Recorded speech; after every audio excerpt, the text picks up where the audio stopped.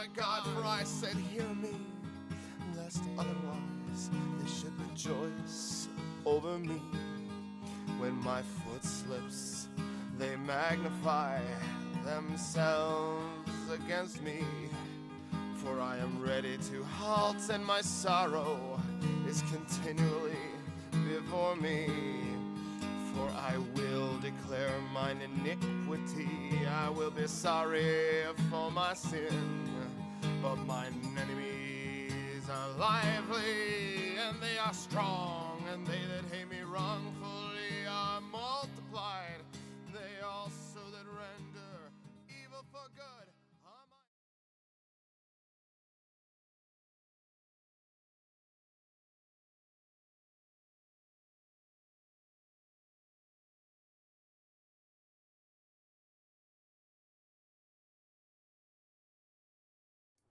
Sorry about that. We're having a little technical difficulty.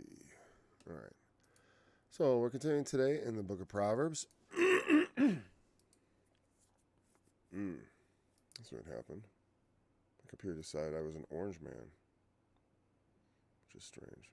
It also decided to change. It's always so annoying. There we go. No, not that. There we go. All right. Beginning of verse 1. The preparations of the heart in man, and the answer of the tongue is from the Lord.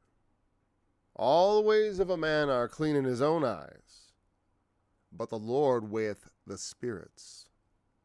Commit thy works unto the Lord, and thy thoughts shall be established. The Lord hath made all things for himself, yea, even the wicked for the day of evil. Everyone that is proud in heart is an abomination to the Lord. Though a hand join in hand, he shall not be unpunished. By mercy and truth iniquity is purged, and by the fear of the Lord men depart from evil. When a man's ways please the Lord, he maketh even his enemies to be at peace with him. Better is a little with righteousness than great revenues without right. A man's heart deviseth his way, but the Lord directeth his steps. A divine sentence is in the lips of the king. His mouth transgresseth not in judgment. A just weight and balance are the Lord's. All the weights of the bag are his work. Am I too low? Yeah, I am. I have too much screen up there again. Hold on. I gotta make sure I'm on that you can see what I'm reading. If you're watching. All the weights of the bag are his work. It is an abomination. It is an abomination to kings to commit wickedness, for the throne is established by righteousness. Righteous lips are the delight of kings, and they love him that speaketh right. The wrath of a king is as messengers of death, but a wise man will pacify it. In the light of the king's countenance is life, and his favor is as a cloud of the latter rain. How much better is it to get wisdom than gold, and to get understanding rather to be chosen than silver. The highway of the upright is to depart from evil. He that keepeth his way preserveth his soul. Pride goeth before destruction, and an haughty spirit before a fall. Better it is to be of an humble spirit with the lowly than to divide the spoil with the proud. He that handleth a matter wisely shall find good, and whoso trusteth in the Lord, happy is he. The wise in heart shall be called prudent, and the sweetness of the lips increaseth learning. Understanding is wellspring of life unto him that hath it, but the instruction of fools is folly. The heart of the wise teacheth his mouth, and addeth learning to his lips. Pleasant words are an honeycomb, sweet to the soul, and health to the bones. There is a way that seemeth right unto a man, but the end thereof are the ways of death. He that laboureth, laboureth for himself, for his mouth craveth it. He that laboureth, laboureth for himself, for his mouth craveth it of him. An ungodly man diggeth up evil, and his lips there is as a burning fire. An ungodly man diggeth up evil, and in his lips there is as a burning fire. A froward man soweth strife, and a whisperer separateth chief friends. A violent man enticeth his neighbor, and leadeth him into the way that is not good. He shutteth his eyes to devise froward things. Moving his lips, he bringeth evil to pass. The hoary head is a crown of glory, if it be found in the way of righteousness. He that is slow to anger is better than the mighty, and he that ruleth his spirit than he that taketh a city. The lot is cast into the lap, but the whole disposing thereof is of the Lord. A couple of my all-time favorite Proverbs there. I forgot the verses of them, but that one I refer to very frequently. Not recently, but everyone knows who's ever stayed with me for a long time knows that's one of my favorite, because it is the nothing is random. Even things that seem random, it's like, they're unpredictable to us. Sorry, I didn't really look closely at myself, and I had time, sorry. But the Lord, things that we don't understand the nature of the universe to the degree to where we would understand, of course, how each die cast is going to come out. But in a mechanistic sense, it's utterly predictable. And from God's perspective, that's true. And as far as the hearts of men, he knows the hearts of men also. It doesn't mean you don't have free will. It just means all things are naked and open to him with whom we have to do. And so from his perspective, it really doesn't exist. But from our perspective, it certainly does. That's how I say it. It's because we cannot see that. We can't throw the dice a million times. It's unpredictable unless you have a loaded die. And everyone knows, just like a lot of things, if you can count the cards, you can cheat, you can beat the system. There were kids from MIT went to the Vegas or something and did that. There was a movie made about it. I didn't see it.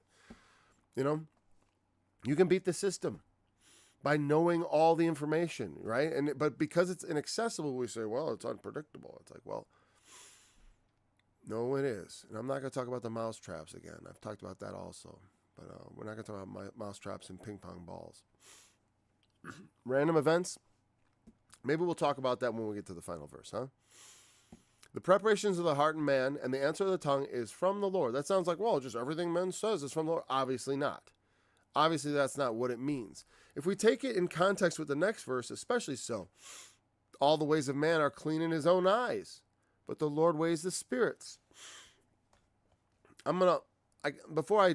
Instead of speculating just about verse 1, I'm going to see what other interpretations have had to say about it. Not by going to commentary, but by just consulting the NIV, which is a bit of an interpretation. It says, to human beings belong... Okay, yeah, here. Interesting. I like what they did with this one. Okay, I think the King James probably got it wrong here. Okay, and I wouldn't have been able to sniff this. I may have been able to sniff it out the long way, but it was actually a nice shortcut to go to the NIV. I'm going to show it to you right now. I'm not going to bury it. Just got to go there. This is really interesting. Not really interesting, but it's really improved. Because to human beings belong the plans, and because there's a verse later on that goes right along with this, and I had the same thought. And it was, I got to look back here at the King James again. Hold on. But you see, to human beings belong the plans of the heart, But from the Lord comes the proper answer of the tongue. They added that proper and stuff like that to push you and nudge you to the proper understanding of the verse. Now, and that may be fine because that's an interpretation. But like I said, that's why when you're looking at something like the NIV, you understand it's an interpretation.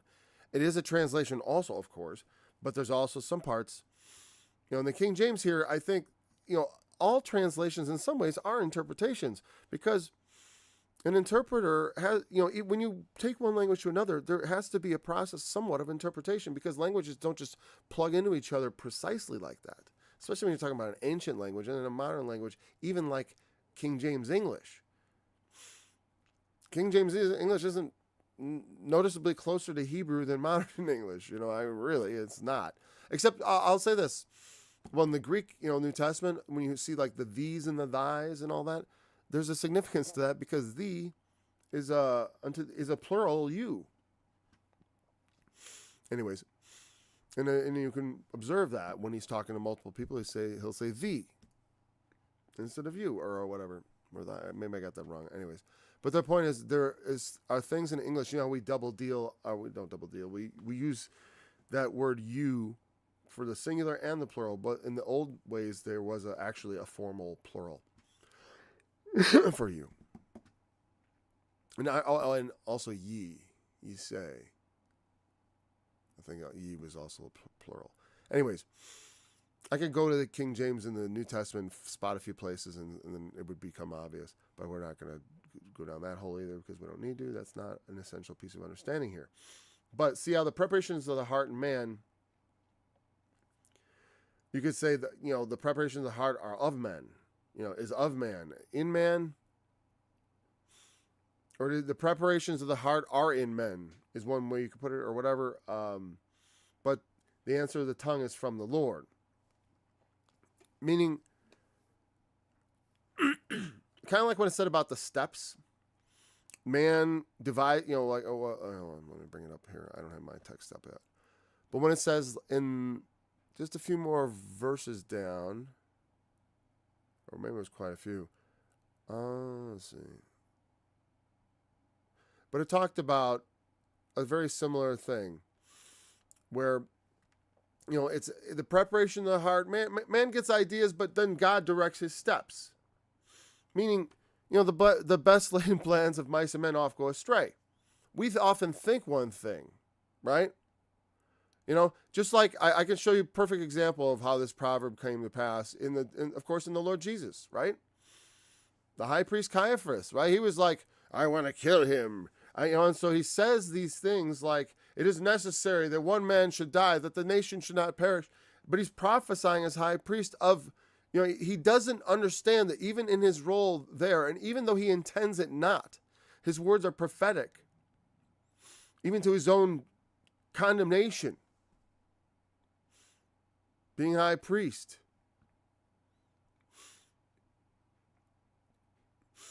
And then NIV, they say the proper answer. Well, what it says is, it's sort of like what ultimately comes out is the truth. Liars are often detected as lying. If I think, like when I was talking about, pandemic related stuff and about the multitude of counsel, right? How that's safe. And one of the chief counsel for the way in which we were all told to obey, in which we're still being oppressed by, because like I said, recently they had a video taken up, but that's actually more of a different kind of issue. Well, that's a vaccine issue. All right. But Dr. Fauci was known to be a liar. He lied about masks either when he said they worked or either when he said they didn't work, because he said both things, and he changed his story. And he changed his story on a number of things, so the man is known to be a false witness. That's to say, liars lie. Liars lie.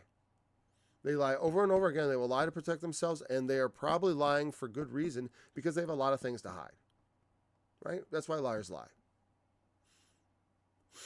And so in a sense, even their lies expose them for what they are. Because it's like, because you can see by the answer of their tongue. They can prepare their heart to deceive all they want, but like they lie and they speak the truth. It's like I said, a fool's folly is soon manifest. It just starts pouring out of his mouth. Sorry, my microphone's in a bad position. A fool's folly is just pouring out of his mouth all the time.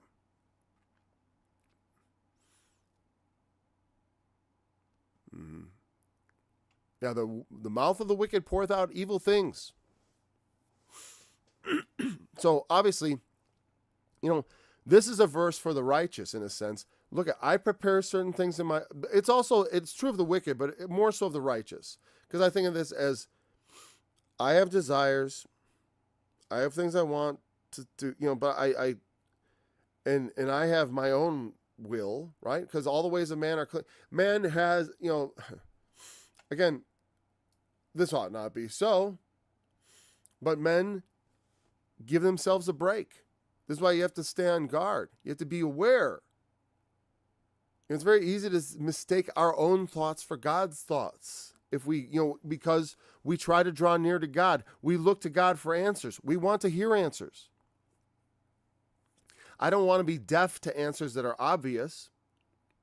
And that to me is like, we have the word and it tells us so much of what we ought to know, of what we can do to please God, of what, if things aren't going well, here's what you can do. And, and if you do all that, well, then you can consider other things. Because it's like, to me, it's not just about being saved. It is about living out the salvation and the calling that we've been called to. And that is, there is a bit of a wrestling in that, I think. Because if you're not wrestling, well, I mean, if you're just completely victorious in all things, then God bless you, and God obviously has. Pray for me. I certainly, I know I know plenty of people that I feel have, I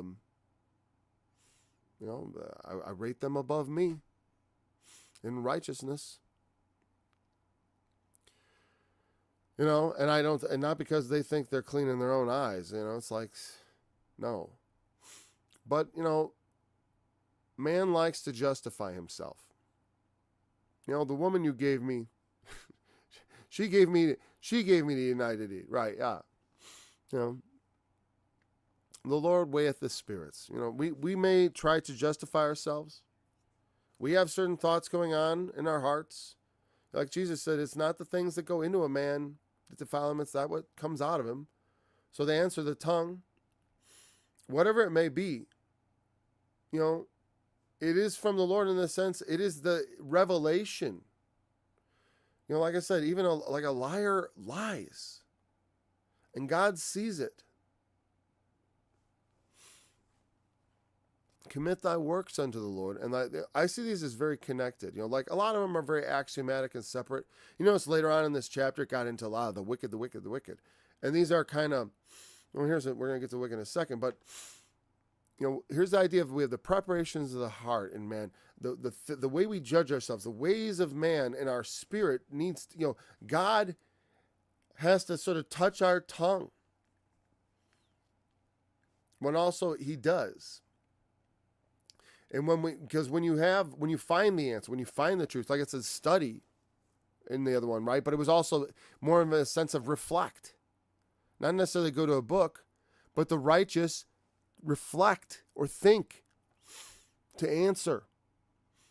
Because here's the thing, if you're the righteous, because here's the thing, the righteous have studied in the other sense that they know. I mean, the way is clear. We're told to your word is a lamp to my feet. And we know the right way, and we walk in it. We find our way. And the Lord, we feel the Lord with us. All the ways of man are clean in his own eyes, but the Lord weigheth the spirits. Of what spirit you are. Jesus said this thing to his disciples when they wanted to bring fire down from heaven on the cities that did not receive him. He said, you don't know what spirit you are of. And, they said, as Elijah did. Elijah brought down fire from heaven. And it's not that, and here's the thing, what I've said from Jesus' perspective, it's not that there was never a time, or never will be a time, where fire comes down from heaven to devour the enemies of God. when Christ was on the earth, that was not the time. And that was not the spirit in which he came, in which the spirit that he gave us to follow after since he's gone. I don't have any, I don't really feel like, I certainly don't think that history is history, and a lot of things are wrong with history. And it's hard to like explain all of history. I certainly can't. I've studied a lot of it. It's there's so much of it. So much is going on, And so much of it is even lost.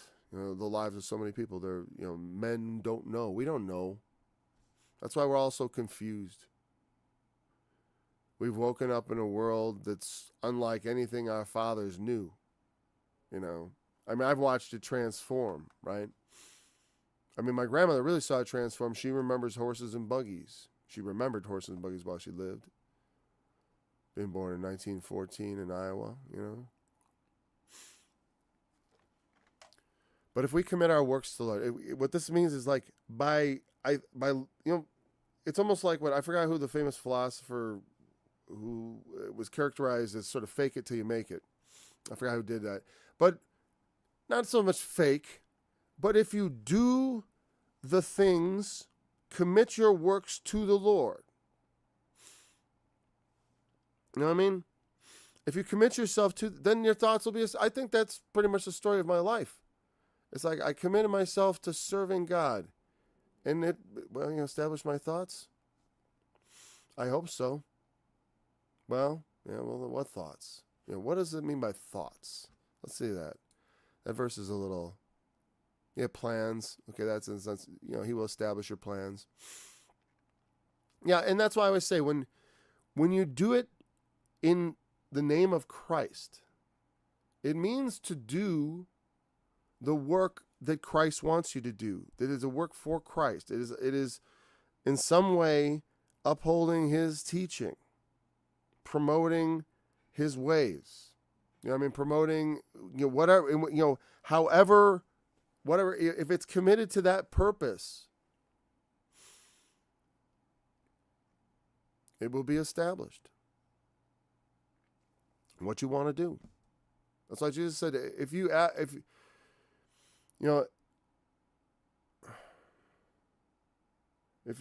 abide in me and my word abide in you, you shall ask what you will, and it shall be done to you. You have to have his word in you and abide in him. And then the plans you make together, because in a sense that's the idea, shall be established. Because it's committed to him and to serving him, ultimately his purposes. And you become whatever. It's like, that's what you want to be. That's what I want to be. All the way.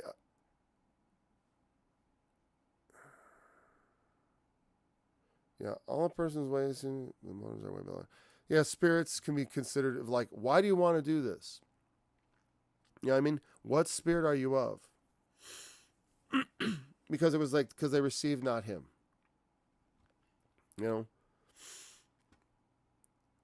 As Jesus, from his perspective, the way he saw the people of his generation, they were as sheep having not a shepherd. And it was interesting because he did not often speak openly, because in many ways, I think he knew they would be offended if he told them just the straight up truth all the time. He revealed it to his disciples. They knew. That's why they were his disciples. They were the people who were in the 70, the people who were really committed to him, because they believed in him, they wouldn't go away. I said, we will follow you to the ends of the earth. They were convinced.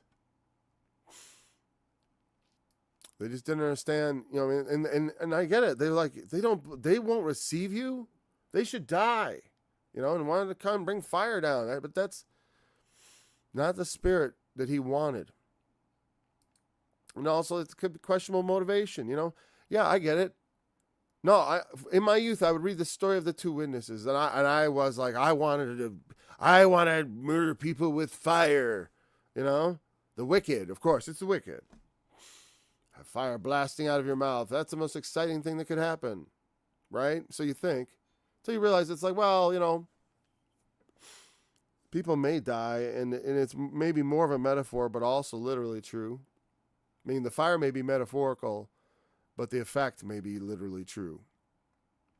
Meaning the two witnesses will speak death. And but also will be hunted and ultimately killed and persecuted and stuff. It's like it's not exactly, it sounds, you think, oh, as a recruitment video, the passage sounds amazing. But also you realize it's like the dragon will make war against them and overcome them and kill them. That's the ultimate fate of the prophets. And the spirit that goes out and does that again, like Elijah, it's like, I don't know. It should not be in such a cavalier spirit. It's not for a personal affront. You know what I mean? Jesus always used, he escaped rather than kill people. I'd rather do the same. Just let me escape from their hands. I only want to make war. I want to, if I slay them just to the degree like that it makes them want to kill me, meaning like the way a comedian slays an audience, I wouldn't even mind that. It doesn't have to be, it can be a sort of metaphorical thing. I'm all fine with that. Meaning like it's, because like I said, it is an interesting thing. Because it compares the mouth of the wicked as being fire, but also the words of the Lord are like fire. Because fire destroys. It can destroy. You got to know when to burn things down and when to, fire mostly is for burning down and destroying and also cleansing, And in that sense, it's a good thing to burn off. And we cleanse things with heat all the time. All our milk is pasteurized, Also, this verse here, the Lord hath made all things for himself, yea, even the wicked for the day of evil. That is a verse I've talked about, comparing it to things like that are talked about in like 2 Peter. These as natural brute beasts made to be taken and destroyed, speak evil of things which they understand not.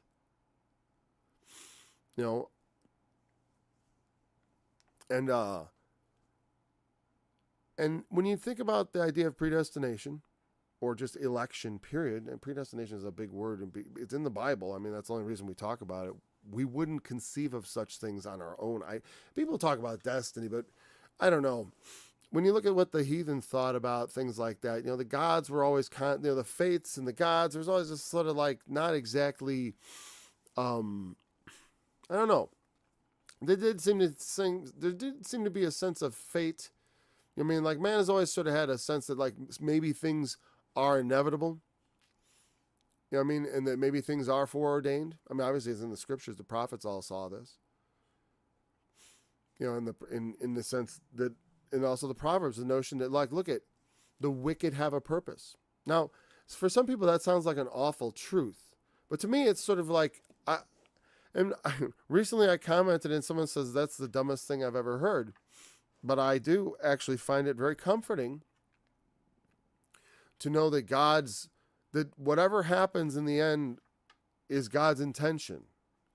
And that, whatever, if whatever is ultimately for my, because he had a good purpose in doing it, I trust completely.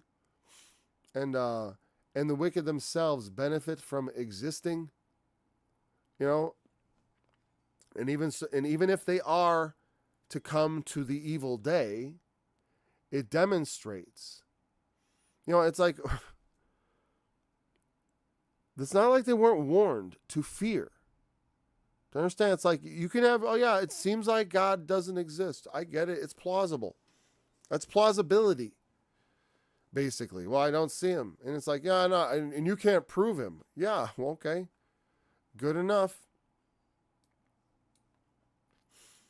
I can't even, it's like I said, even if you had something miraculous happen, which some people I thought they don't believe, other people, if they were smarter, they'd at least grant me my delusions. You know what I mean? They'd at least say, oh, Paul, I know you believe something happened to you, but you're just crazy. That's okay.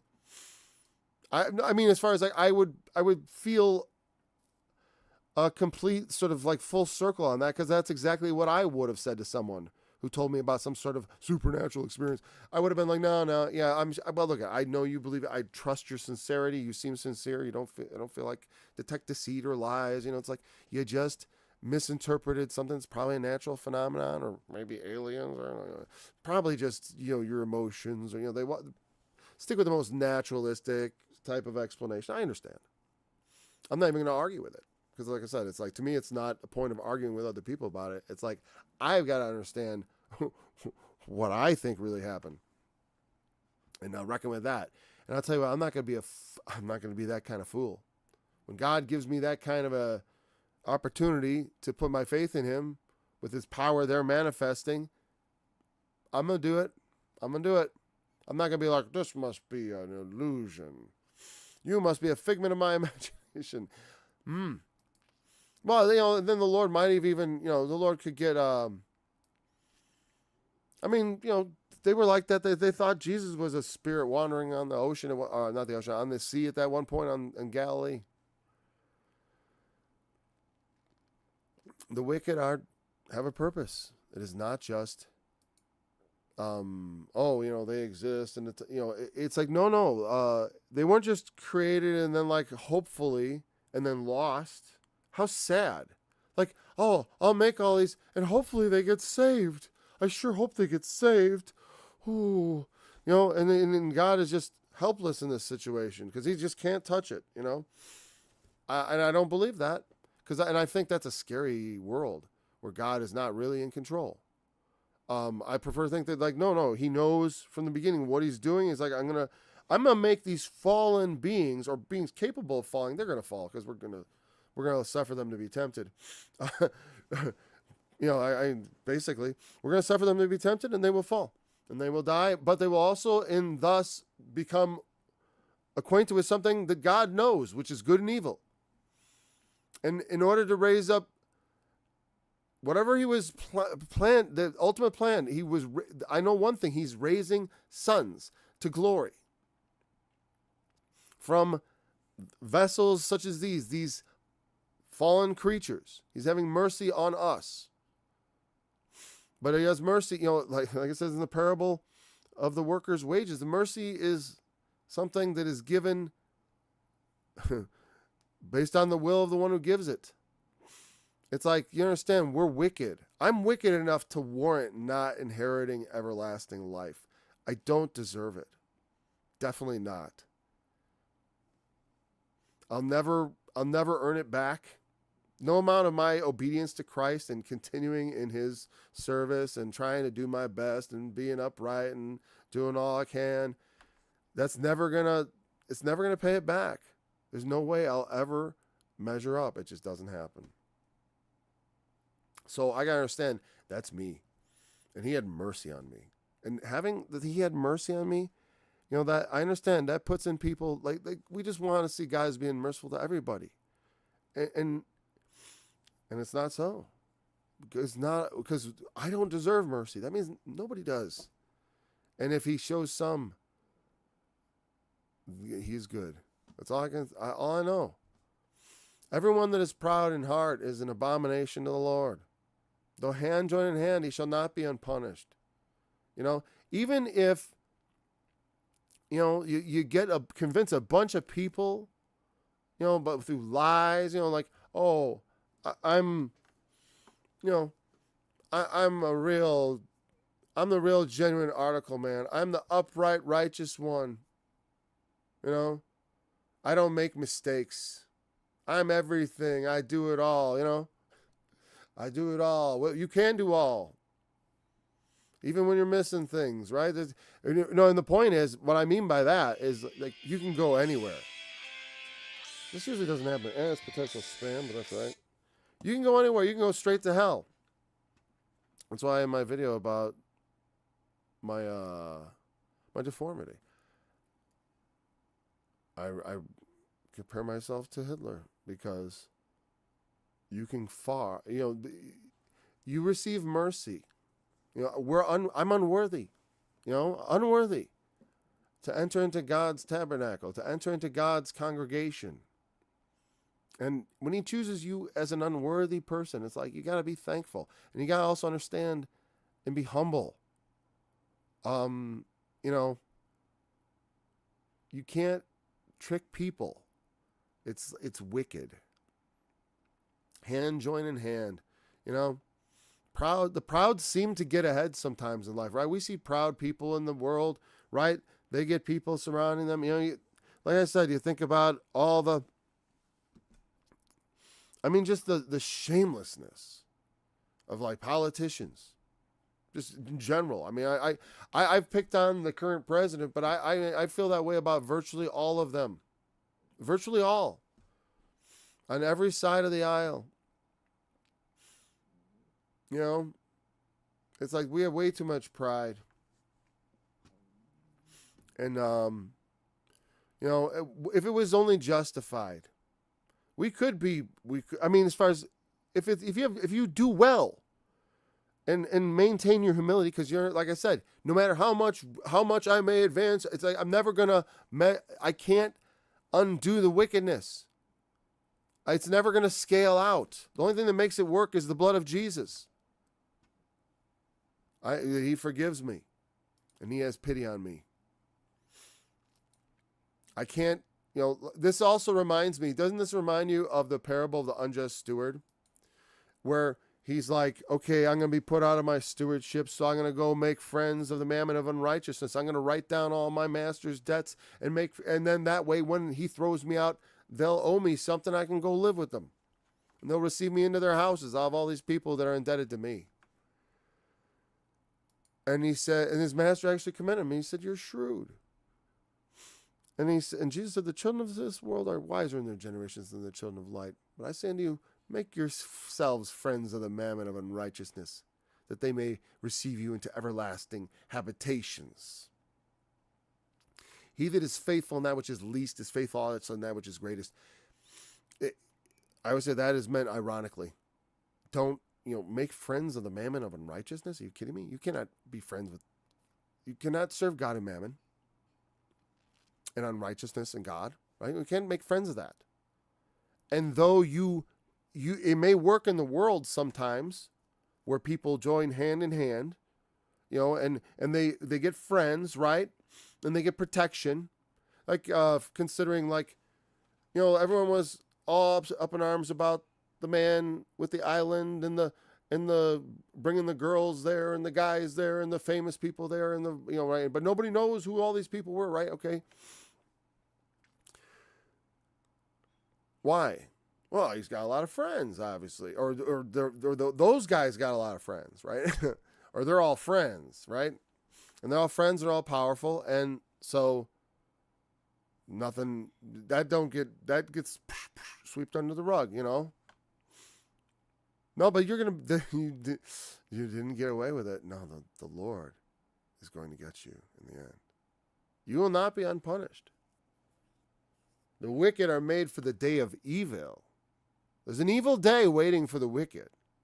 Oh, yes. For those who are truly wicked, who do not repent, who refuse the gospel. Those preached over and over. And God does not have any mercy on you to even open your eyes a little bit to the truth, to the glaring truth, to the undeniable truth that Jesus Christ is risen from the dead and is set down at the right hand of God and will receive a kingdom again. Boy, not knowing that truth is the most devastating thing that could happen to someone. By mercy and truth, iniquity is purged. And by the fear of the Lord, men depart from evil. It's a good thing. It helps me all the time. Fear of the Lord. Because even as a Christian, like I said, I want to strive. I want to use it. And I see my failings in that. And I remind myself that I stand on the grace of God. And then I'm refreshed. And I have peace. But that doesn't mean I just go over to complacency. No, I battle forward. And I say, I'm an unprofitable servant. I still haven't even done all those things that are required of me. I'm trying to exceed that, And even when I do, like I said, even when I do, that's, so what? So what? never be worthy. Mercy and iniquity, mercy and truth, by mercy and truth. Iniquity is purged. That's another thing that, what does that mean? Like, telling the truth and by showing mercy to others. That is true. He that hath shown no mercy shall receive judgment without mercy, Jesus said, right? Those that show mercy, like I said, it's not like a scales of justice. You're always going to lose on the scales of justice. Ultimately, everyone needs mercy. Like I said, I've talked about mercy at the white throne. That's total speculation. But again, that's the point, because there's no way I don't believe in that at all. I don't believe there's any works-based salvation in the universe. It doesn't work. It never worked. Even for the patriarchs, there's mercy is woven throughout the Old Testament. It's not just in the New Testament. It is spelled out. That's the thing. In the New Testament, it's spelled out. That's why I'm not a dispensationalist, because I think the way of salvation is the same from the beginning of the creation, which God created, unto the very end of time. It's always through Jesus. It's the only way. There's not other ways. Even the patriarchs will be saved in Jesus' name, as far as I'm concerned. Because they all need to be covered by the true blood that pays for sin. Because the blood of goats and of bulls does not take away sin. Never did. Those things were written for the hardness of men's hearts, because they needed sacrifices and stuff. That's not the true ultimate, in the Old Testament, the law, Jesus didn't call it the law of God when he called it the law of Moses very often. And he said that some things in there were written, Moses wrote it for your hardness of your heart's sake. That's why there's a divorce law. There's no such thing as a righteous divorce. I mean, no, because as a whole, you can say one person is guiltless, yes, but the thing itself is sin. You know what I mean? The divorce is a sin. It's the result of sin. You know what I mean? It is, the mark has been missed. The couple is not, that oneness, because you are one, you both partake of it. Even if you're innocent of any wrongdoing, in a sense, but because it's like, and even if you didn't, and especially if you didn't want it, right? You're not under bondage in such circumstances. I always say that because that's what Paul said. I don't preach bondage and legalism, right? But so like I said, mercy and truth. Yes, I need to show mercy. I need to be truthful. And that, and that is a way, well, that pleases God. And it pleases, it pleases the Lord Jesus. And when he's pleased, that's good, because he has purged our iniquity. I'm glad that it is not a this for that anymore as a Christian. But also, he warns us, if we, like I said, don't think you can just throw yourself off the temple and survive. Don't think you can just ignore the righteous commands of God as a Christian, and it's not going to have consequences. If we ignore so great a salvation, let me tell you, there are consequences. There are severe consequences. That's why there is such a thing as an apostasy. That's why we have a mystery Babylon in the book of Revelation. It's a tragedy that so many will have, I'll take Jesus, sign me up, and somehow miss the boat. Really terrible. It's tragic. But also, the way the Lord sees it is pretty, it's more like abominable and wrathful, and,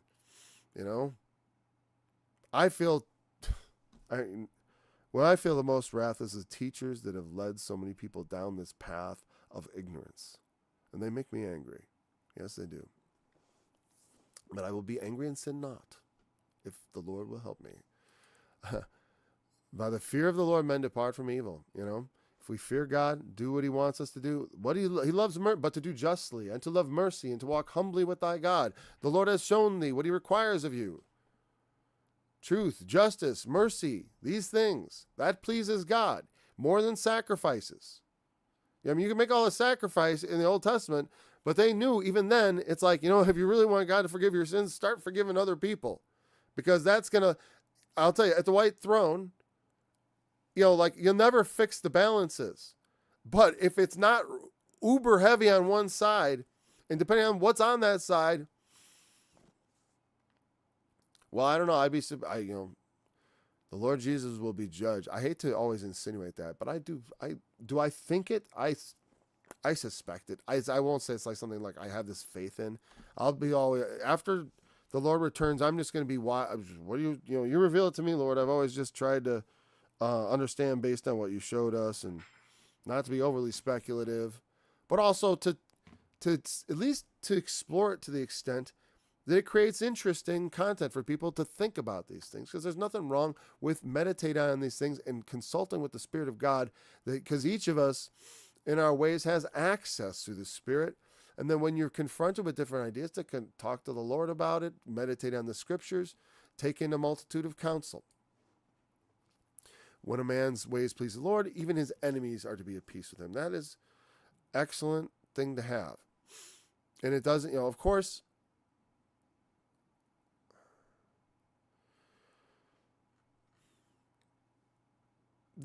things are proverbial, but they're not always the case. When you see it, it's like, that's just like the Proverbs says. It's like when a man does this, that happens, okay?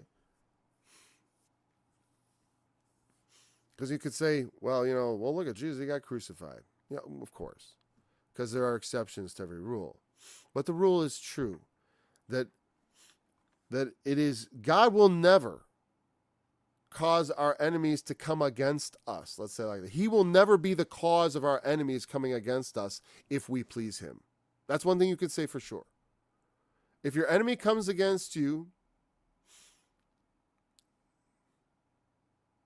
as far as like punishing, it's not going to be a punishment from the Lord. It could be he causes it, and it is for his glory. That can happen, yes.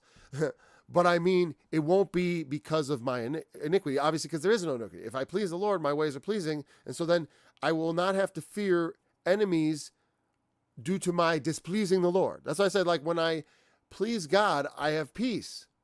Because I know that nothing, I'm not living in fear of some great consequence of my bad actions. The thing is, I don't have peace because I won't act perfectly. Because I think like, maybe I said the wrong thing or something like that, and now I have to go repair something or something like some relationship, or if I have a long-term problem with something, there may be consequences of health if I do not depart from evil. And my enemies can come against me if I displease the Lord. It may be for correction. It may be not to condemn me or my sins, but correction may come.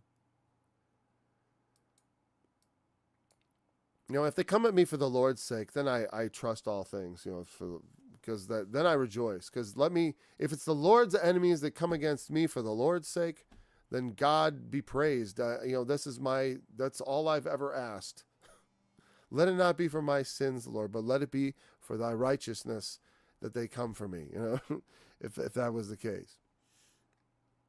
If I have enemies, let it be for thy sake, O Lord, not for my sake, not for the ways that I've kept. God forbid. And I've tried not to be, make enemies in this world to my ways. I'm saying in that regard, I think I've done okay. I don't think I got.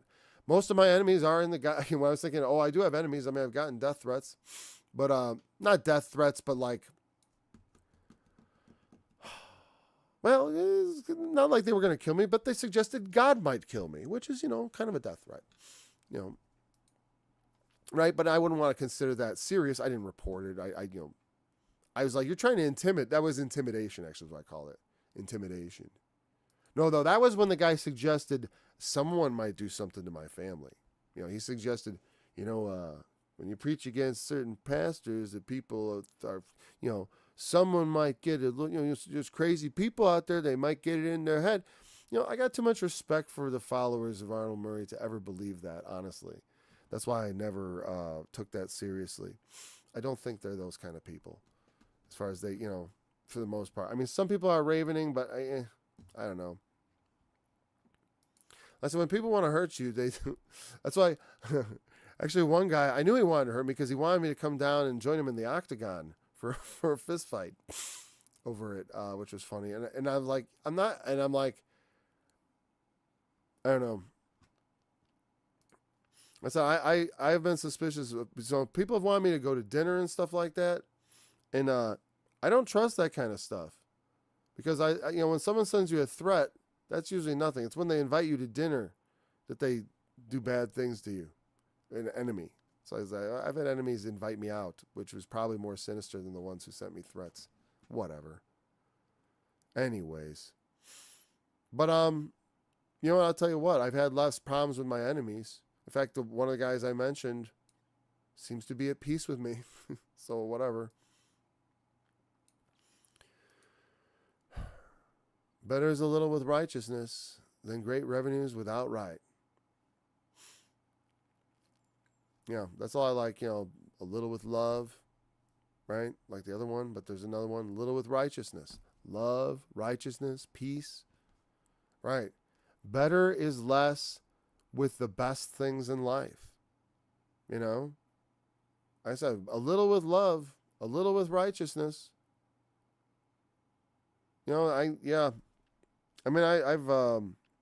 heard tell of, families where, I don't know. I try not to I'm not very voyeuristic about other people's lives. As far as their kids and their family life and stuff like that. But I hear reports of bad behavior with kids and stuff like that, and trouble in the family and that. And like I said, when you establish your home with righteousness, and the children are brought up in a righteous way and they are obedient to it, it is much better. And there are homes where it's like, it's like, wow, I'm like, bad things go on. Parents are not always so responsible. I always just felt very much like, I've made a lot of mistakes over the years. And even recently, I feel like I've made a ton of mistakes that aren't, I don't know if they're like I said, they're life choices. They're not even sins. But I feel like I regret these choices. Or I may regret them in the future. That is a trouble to me. In some senses, I try to just throw it all on the Lord, but it's, since you have to deal with it from day to day, try to let it be sufficient to the day and not think too much about the future. That's all you have to do. That's part of how I'm used to living. And I can't, there's always a looming catastrophe, so be it. Life is a looming catastrophe. It always comes to an end. And then, then comes the judgment. And hopefully that's not a catastrophe. That's the most important thing of all. I don't want the judgment to be a catastrophe, but rather a rejoicing. Great revenues without right. I assume right means they're the right to it in that sense. Meaning obtained unjustly or, or what is that? Go back to King James. I wanted to look up that word. I'm going to just look at it real quick. Without right, it's mishpat. Judgment. I don't think that usually means...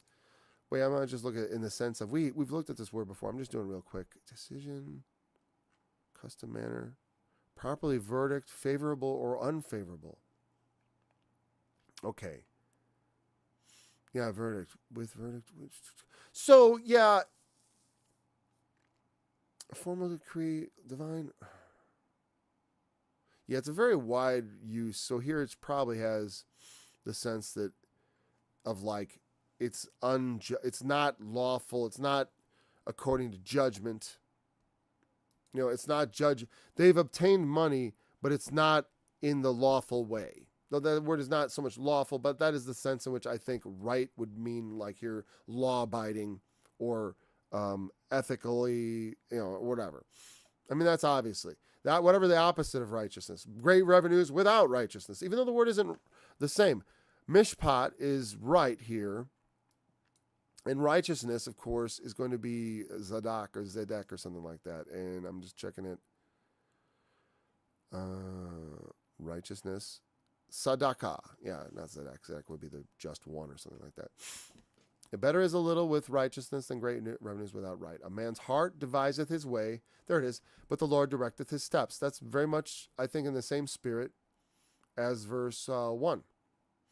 I mean, yeah, you have something inside of you, but the Lord, kind of like the dice rolling.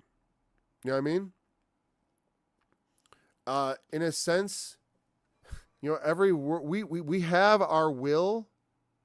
Yeah, that's another anti-free will verse, in the sense of you may have things in your heart you want to say and all that stuff, but what ends up popping out is what God wants, even if it's your nonsense in a certain sense, because you have to manifest the truth, and like it says, the mouth of the wicked poureth out evil things.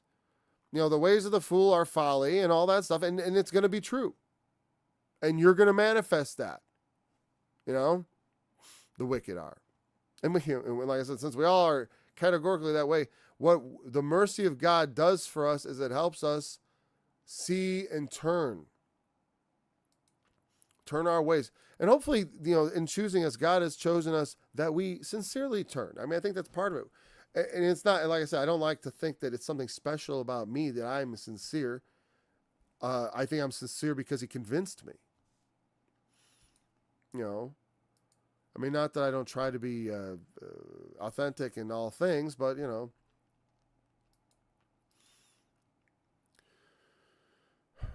better is a little, okay. Man's heart devises his way, but the Lord directeth his steps. Like, I think about how I want to go.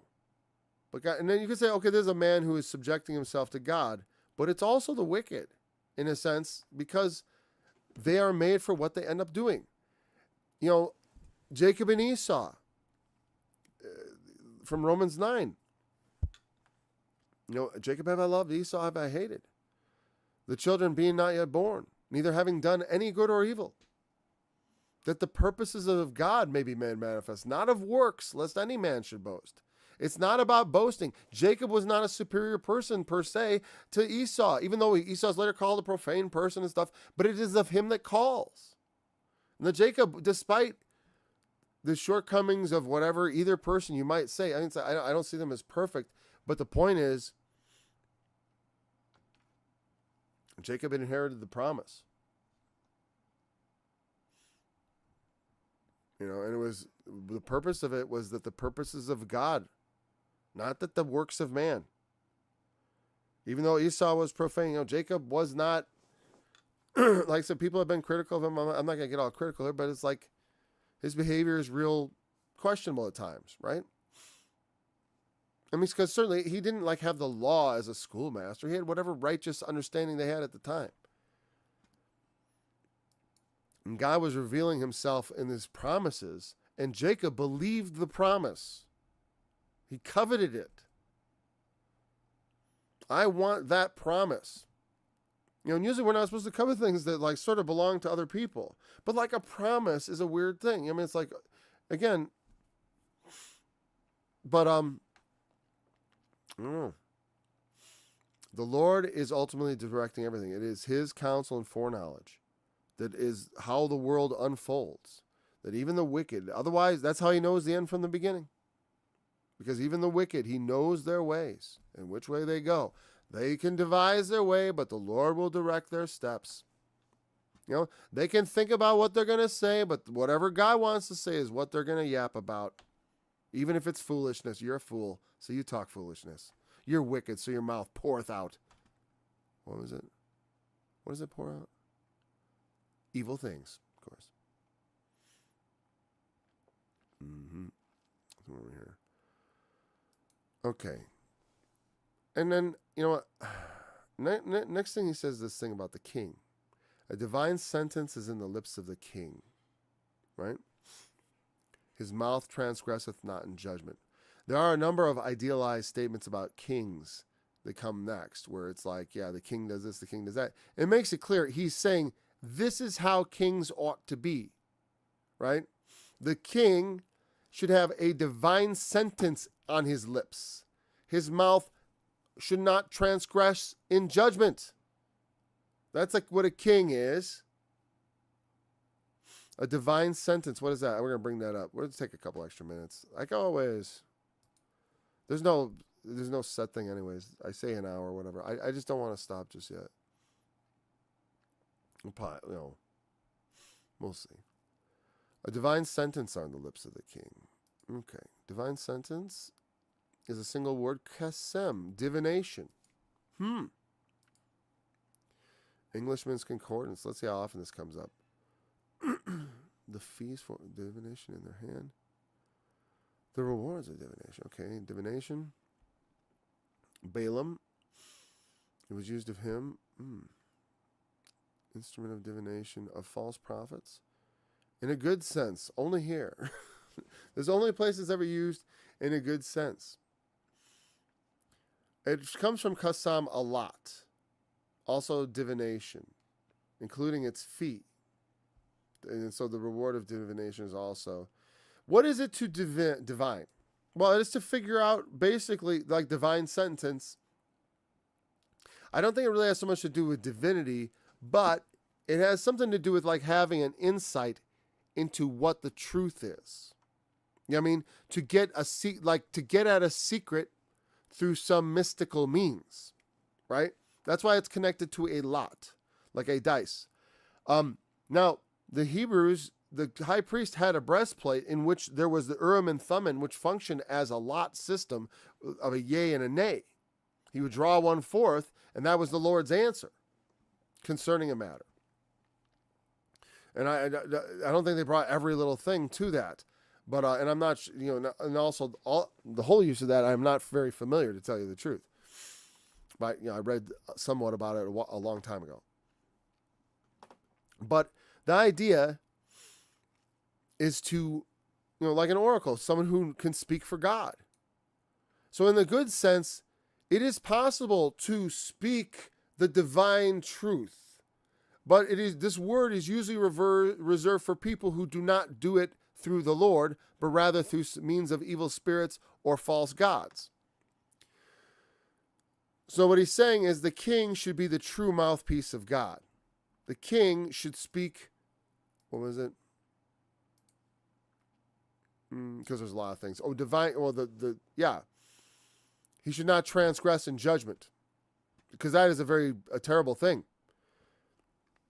The king must uphold judgment, and the judgment must be just. And that's what the purpose of government is, to uphold just judgment. The just laws passed are to be upheld. And that's why I think part of what we're having now is a deterioration of the justice system, where instead of the laws being upheld, the instruments of justice are being used and abused to simply use the process of justice as a way to punish people, because they simply can. They can simply bring accusations, prosecute, and then it costs people thousands of dollars to defend themselves, hundreds of hours, all kinds of heartache, stress, all kinds of things. And they don't, and without color of law, or with bare pretense to it. Or maybe they'd like to pass new laws, to bring about injustice. We have divided our government. Our king is divided into three parts. The judgment is in the judicial system and all that. But the problem is our systems are only good as the faithfulness of the people who do them to the laws that they're sworn to uphold. And that's what they're supposed to do. And it's obscene that our country is, through this BS disease thing we had a couple years ago, the government unleashed all these intrusions into people's lives, closing church, this sinister grab at people's rights. Now they have the right to do that whenever they like. Rights are for hard times. And that's why we have them. Oh, no, not now. No, right now. Especially freedom of speech, it's most critical in time of war, so that we can stop war with our mouths before it gets out of hand. So we got to. It's the most dangerous thing right now is that just the system is running amok and things are going off the rails, man. Well, maybe not, whatever. The Lord has his own rails, so, don't fear about that. What the world should fear. I'll tell you what, I fear the Lord, and and it drives me day and night to depart from evil and to meditate on his word and to seek him, because I'm telling you, whether it doesn't have to be the end of the world for it to be pretty dark times. And it doesn't have to be the end of the world for us to need to step up. People just think they're going to sit around waiting for the rapture to come save them. Brother, I hope you've worked on the rest of your relationship with the Lord, because on that score, you're going to be sorely disappointed. He transgresses not. Okay, a just weight and balance are the Lord's. All the weights of the bag are his work. In another place it says the unjust scale is an abomination. God likes things weighed out fairly. Meaning if you say it's an ounce, it's an ounce. It can't be, sometimes they would, have weights that were altered and stuff, so you don't get the right, so they cheat you. They say, it's this much for that much, and you don't get that much. And they still do it to this day. I mean, I can't go through the grocery store, especially the bigger chain ones, and observe the way they price things that remember, it used to be like, okay, if you buy a bigger package of it with more, you'd get savings by buying in bulk. That was the conceiving, and they'd save on the packaging and everything, right? Because more and less packaging, you buy more. And in particular, it was I think some ground flaxseed. They had a 1 pound version and then a 2 pound version. And the 2 pound version was more expensive than the 1 pound version for some reason. Exact same product. I've seen the same thing with all kinds of things. And I think, it's, in a sense, it's perfectly legal, but it's like they're trying to see how, I'll say stupid we are, because stupid is a word that means to be in a stupor, and how asleep we are. How badly sleepwalking are we? Do we just blindly grab things because we assume they're going to be fair with us when they're not? You buy 1 pound of something and it costs less than when you buy 2 pounds of it? Walmart? That's what I'm talking about. So there's a number of things like that. I call that unjust weights. And I know they used to have somewhat of a bit of the glow of religion about them over at Walmart, but I question that severely. I think their billions have corrupted them. It is an abomination to kings to commit wickedness, for the throne is established by righteousness. Exactly. You need the support of the people. No king, a king who has no people is not a king. Remember that proverb before? You're not much of a king if you don't got people around you who want you to be king. That's why Jesus is a king. He's got lots of people who want him to be king, let me tell you. He's got lots of people. And the true king, a true ruler, a good government, it is an abomination to commit wickedness. Because rule is established by keeping right things in the right way. Like I said, like when the government goes out of control and starts doing things that are illegal, I think a lot of this starts with ever since World War II and us being left with kind of the world in our possession for the most part, and then also having our spy agencies running amok, at least elements of them running amok in the world, fomenting revolutions and stuff like this has gone too far. We've got almost like a psychopath government. As far as the way our government works overseas is psychopathic. The way it works here is turning that way. We cannot continually outwardly persecute people all over the world and send our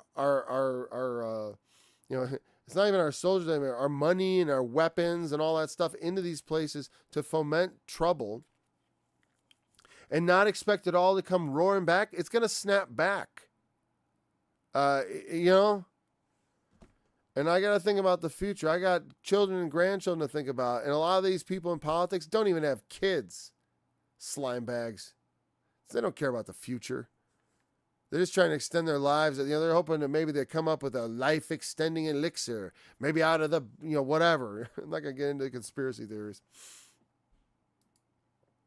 Not usually. Anyways.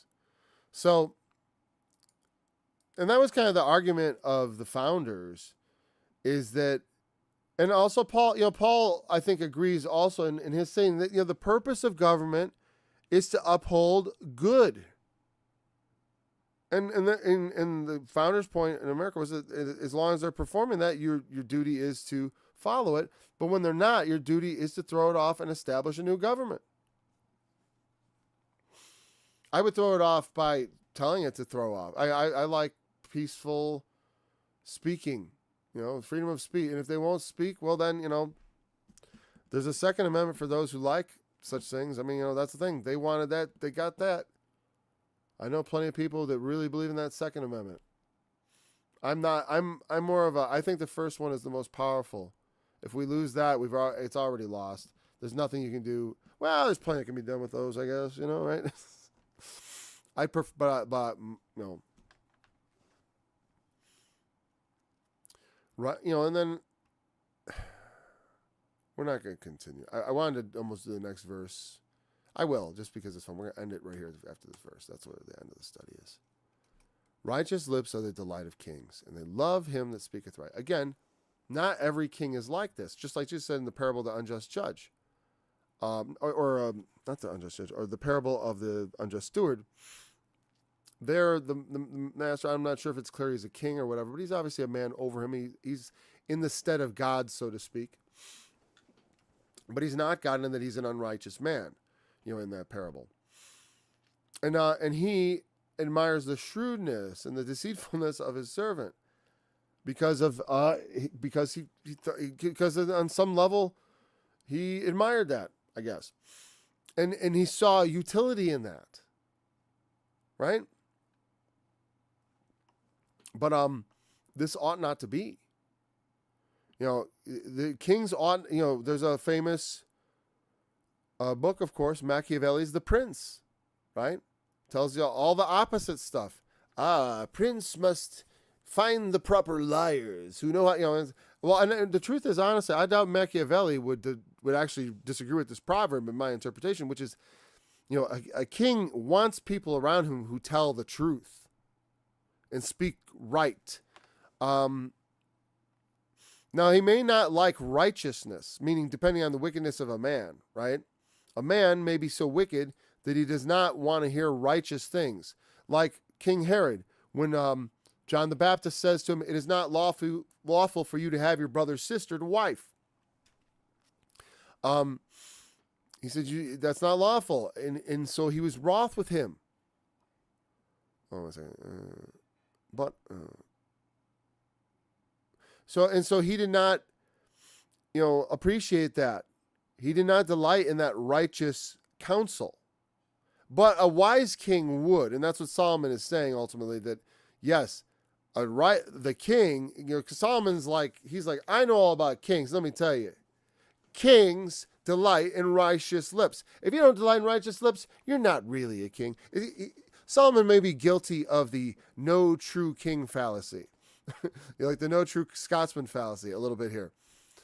In the sense, like I said, in the sense that a true king, no. But yes, he's not saying that no true Scotsman fallacy, by the way. But what he's saying is, it's similar in the sense that what he's saying is, this is how a king ought to be. It's aspirational. And it's also good advice. Because you don't, a country where you have bribery and extortion and corrupt police, it's like it keeps festering and festering, and it makes people more criminal. If you can't trust law enforcement, you can't trust the laws. It doesn't actually make people less criminal. You know what I mean? Especially because if they're focused on coming down harder on people who are just politically opponents instead of on people who are actually damaging society. I just want to see, love him that speaketh right. The word for right there is yashar, which was the word that meant straight or upright. So this is more like the word I was expecting when we saw in the other verse, great revenues without right. I thought it meant upright. That's my first instinct, but I was wise to go there real quick and check that that wasn't the right word. Here we have right in that sense, speaking upright, correct, rightly. He needs good advice. That's what a king depends on. They love good advisors, and if they're wise, they love good advisors who can tell them the truth.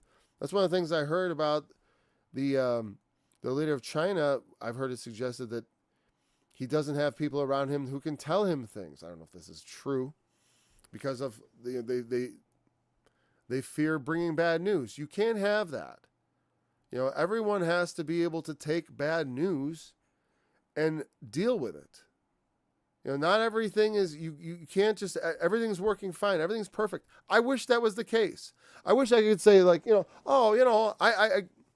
this time I replaced my alternator. I think it's no good.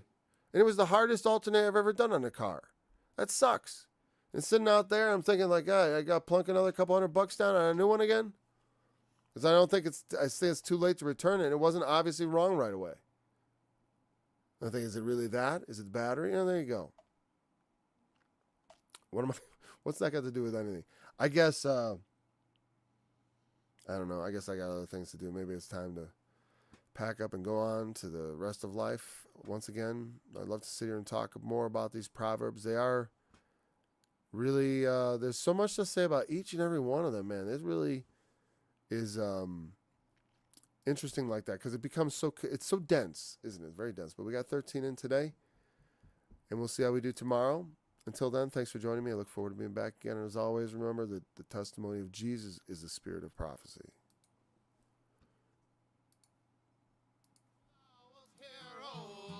My God, for I said, hear me, lest otherwise they should rejoice over me. When my foot slips, they magnify themselves against me. For I am ready to halt, and my sorrow is continually before me. For I will declare mine iniquity, I will be sorry for my sin. But mine enemies are lively, and they are strong, and they that hate me wrongfully are multiplied.